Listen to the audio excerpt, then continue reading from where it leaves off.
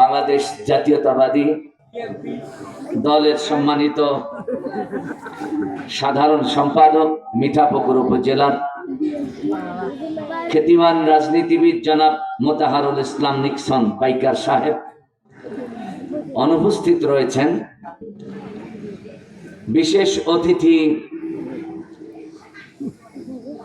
জনাব আনারুল ইসলাম নয়ন সাহেব সহ উপস্থিত হযরত উলামায়ে কেরাম, আমন্ত্রিত সকল অতিথিবৃন্দ, মাহফিল ইন্তেজাম কমিটির সকল সদস্যবৃন্দ, ভিন্ন ভিন্ন এলাকার থেকে রাতের নীরবতা ভেঙ্গে আরাম আয়েশকে ভুলে কোরআনের প্রেমে দেওয়ানা হয়ে ছুটে এসেছেন পিতৃতুল্য মুরব্বিয়ান। এই জাতির সূর্য সন্তান, প্রাণপ্রিয় যুবক ভাইরা, ছোট ছোট সোনামণিরা, পর্দার আড়ালে বসা মা এবং বোনেরা সহ বিভিন্ন রাজনৈতিক দলের নেতৃবৃন্দ, আর উপস্থিত থাকতে পারেন হিন্দু ধর্মাবলম্বী ভাইরা, সকলের প্রতি শ্রদ্ধা নিবেদন করছি।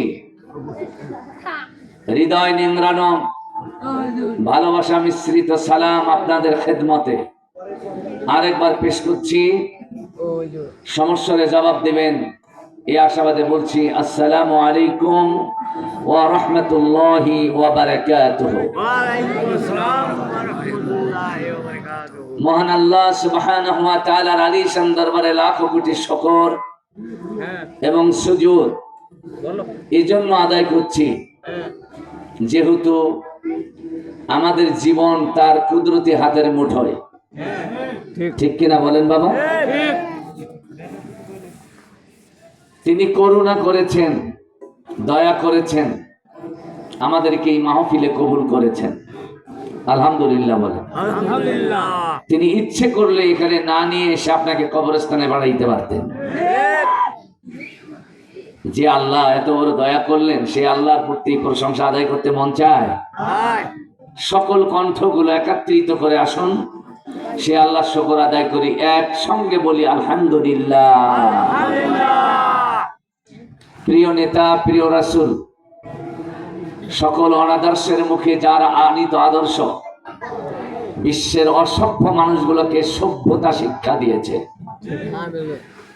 যার আনিত আদর্শ পথহারা মানুষগুলোকে পথের সঠিক সন্ধান দিয়ে জান্নাত মুখী করেছে, সেই প্রিয় মানুষ আমাদের রাসূল আকরাম, তার শানে দরুদ পড়ি, সকলে বলি সাল্লাল্লাহু আলাইহি ওয়াসাল্লাম।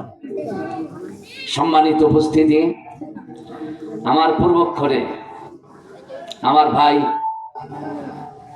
মাওলানা ইমরুল হাসান সিদ্দিকী বারাকাল্লাহু ফি হায়াতি, এই চেহারাটা স্মরণ এখান থেকে মাহফিল কমিটির লোক নাই এখানে।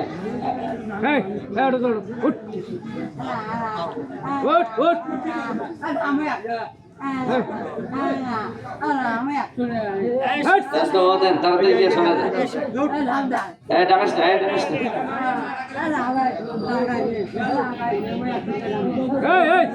তাড়াতাড়ি যায়।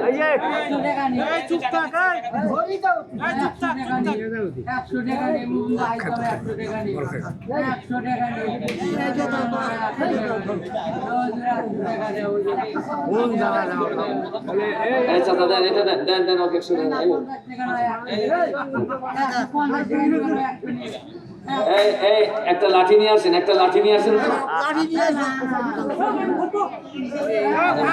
নষ্ট করে দিচ্ছে রে ভাই, এতগুলো লোক।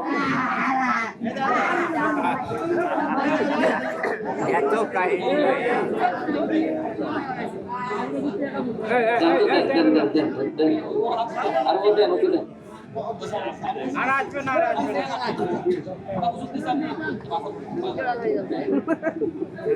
সকলে একটু তাকবীর ধ্বনি দেই, লিল্লাহি তাকবীর।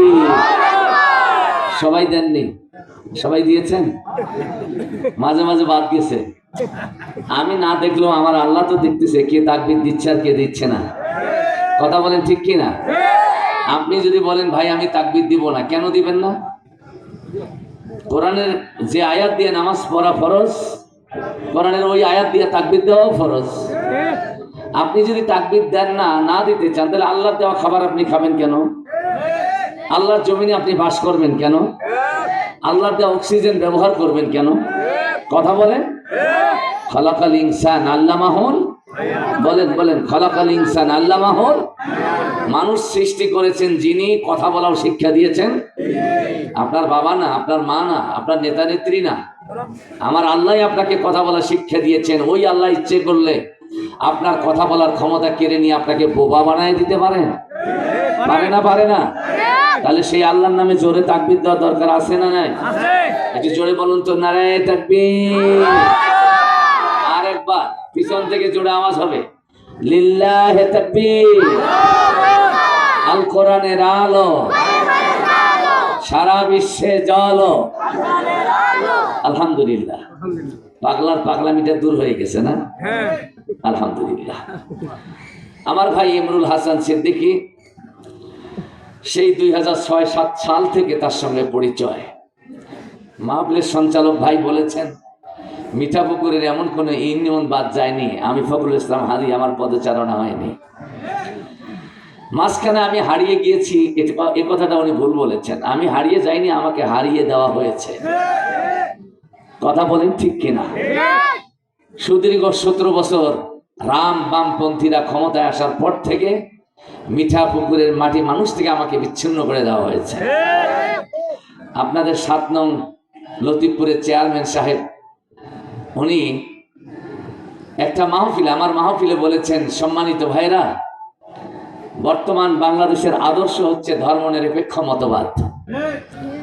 তাও ঠিক, তাহলে তাল মিলার অভ্যাস তো এখনো যায়নি আপনাদের। বাংলাদেশের আদর্শ ধর্মনিরপেক্ষ মতবাদ, যা কোনো রাসূল প্রচার করেনি, কোনো ওলামায়ে কেরাম প্রচার করেনি। উনি বক্তব্য দিয়ে বলছেন এই আদর্শ বাংলাদেশের, এটা কি মেনে নেওয়া যায়? জোরে কোন মেনে নেওয়া যায়? বাংলাদেশের আদর্শ হলো মুহাম্মদের রেখে যাওয়া আল ইসলাম। আল্লাহু আকবার বলেন। আমি প্রতিবাদ করেছিলাম যে আপনি আপনার বক্তব্যকে প্রত্যাহার করে নেন, উইথড্র করে নেন। উনি বলছেন, আমার সঙ্গে তর্কে জড়াইতে চাইছিলেন কিন্তু পারেননি মাহফিল কমিটির কারণে।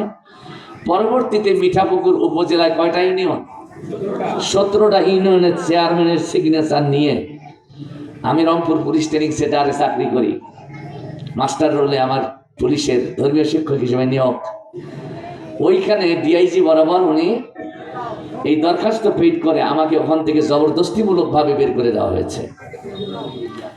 পুলিশ ট্রেনিং সেন্টার থেকে বের করে দেওয়ার পর ইমামতি করে খাবো, সে ইমামতিটা করার সুযোগ ওরা দেয়নি আমাকে।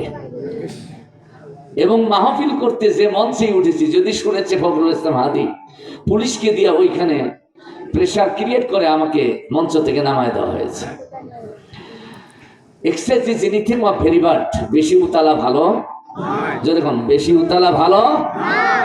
এখন ফখরুল ইসলাম হাদি মিঠাপুকুরে ওয়াজ করে, তোমরা কোথায় গেলা বাবা? কথা বলেন। এই জন্য বেশি উতালা হওয়া যাবে না। আল্লাহ তাআলা সূরা লোকমানে বলছেন মধ্যম পন্থা অবলম্বন করে চলতে, না উঁচু হতে না নিচু হতে, এর মধ্যেই বরকত। ঠিক কিনা বলেন? যা হোক, এগুলো কথা বলার ইচ্ছা ছিল না, তারপরে বললাম। আমি হারিয়ে যাইনি, আমাকে হারিয়ে দেওয়া হয়েছে। ভাইয়ের সাথে দীর্ঘদিন থেকে সম্পর্ক নেই। যা হোক, আল্লাহ তাআলা কোরআনের মিলন মেলায় আবার একত্রিত করিয়েছেন। আমি ভাইয়ের জন্য দোয়া করি, আপনাদের এলাকার ফুটন্ত গোলাপ এনে। কথা বলে, ওরা এই কোরআনের ময়দানে ফুটন্ত গোলাপটি ফুটেছে কোরআনের সুরভি বিতরণ করার জন্য, সুগন্ধি বিতরণ করার জন্য। সুবহানাল্লাহ বলেন। আলেমরা কোরআন থেকে যখন কথা বলে, আমার আল্লাহর নবী বলছেন নাযালাত আলাইহিমুস সাকিনাহ, তখন আল্লাহর পক্ষ থেকে সাকিনা বর্ষণ হয়। আলেমরা যখন কোরআনের কথা বলতে থাকে, ওয়া গাশিয়াত আলাইহিমুর রাহমাহ, তখন আল্লাহর রহমত এসে ওই কোরআনের মাজমাকে চতুর্দিক থেকে ঘেরাও করে নেয়। একটু জোরে বলা যাবে না সুবহানাল্লাহ? সেই কোরআনের মজমায় আপনি এসেছেন, এই বরকতময় মাহফিলে এসেছেন। আমি আমার আলোচনার প্রারম্ভিক সূচনা লগ্নে আমি ছোট্ট একটি আয়াতে কারিমা তেলাওয়াত করেছি, একটি হাদিস, আর একটি আয়াত ছোট্ট একটি আয়াত তেলাওয়াত করেছি। আলোচনার বিষয়টাকে আমি দুভাগে রেখেছি। প্রথম ভাগ হলো কোরআন শিক্ষার গুরুত্ব এবং ফজিলত, আর দ্বিতীয় ভাগ হচ্ছে সামাজিক প্রেক্ষাপটে ইসলাম এবং ঈমানদারদের করণীয় বিষয়। কথা বুঝতে পেরেছেন? এখানে যারা এসেছেন সকলের জন্য দুটি আলোচনা বরকতময়। আল্লাহু আকবার। প্রথম আলোচনা কি? আল্লাহ রাব্বুল আলামিন বললেন, ইন্না নাহনু নাযালনা যিকরা ওয়া ইন্না লাহু লাহাফিজুন। জোরে বলেন ভাই, মুরব্বিরা জোরে করেন আল্লাহু আকবার। আপনার ঈমানের বৃদ্ধির শক্তি কিন্তু এটাই, আল্লাহু আকবার। ঠিক কিনা বলেন? আমার বাবাজিরা, আল্লাহ তাআলা নবীকে বলছেন, বলো ইন্না নাহনু নাযালনা যিকরা, আমি জিকির অবতীর্ণ করেছি, ওয়া ইন্না লাহু লাহাফিজুন, আর এটাকে রক্ষণাবেক্ষণের দায়িত্ব আমি আল্লাহ নিজেই নিয়েছি। জোরে বলা যাবে না? আল্লাহ আল্লাহ আল্লাহ। ইন্না নাহনু নাযালনা যিকরা ওয়া ইন্না লাহু লাহাফিজুন। আল্লাহ বলছেন আমি জিকির নাজিল করেছি, আর জিকিরকে হেফাজত করার দায়িত্ব আমার। সুবহানাল্লাহ। জিকির মানে কি? সুবহানাল্লাহ, আলহামদুলিল্লাহ, আল্লাহু আকবার, লা ইলাহা ইল্লাল্লাহ। এইখানে যে জিকিরের কথা বলা হয়েছে তার মানে এগুলো নয়। এখানে জিকিরের অর্থ হচ্ছে আল্লাহর পক্ষ থেকে দেওয়া মানবতার জন্য সংবিধান কোরআন। সুবহানাল্লাহ বলেন। বাজান শোনেন, মাহফিল কমিটি আজকে অনেক দিন থেকে এই মাহফিলের প্রস্তুতি নিচ্ছে। আজকে সফলতার জন্য আপনাদেরকে দাওয়াত দিয়ে নিয়ে এসেছে। যদি আপনারা এখানে সফলতার দিকগুলো বিবেচনায় না নিয়ে যদি অন্য মনস্ক হয়ে থাকেন, তাহলে এই মাহফিল ব্যর্থ হওয়াটাই স্বাভাবিক। এদিকে কি মহিলা ব্যান্ডের এখানে কথা বলে ছোট হোক আর বড় হোক,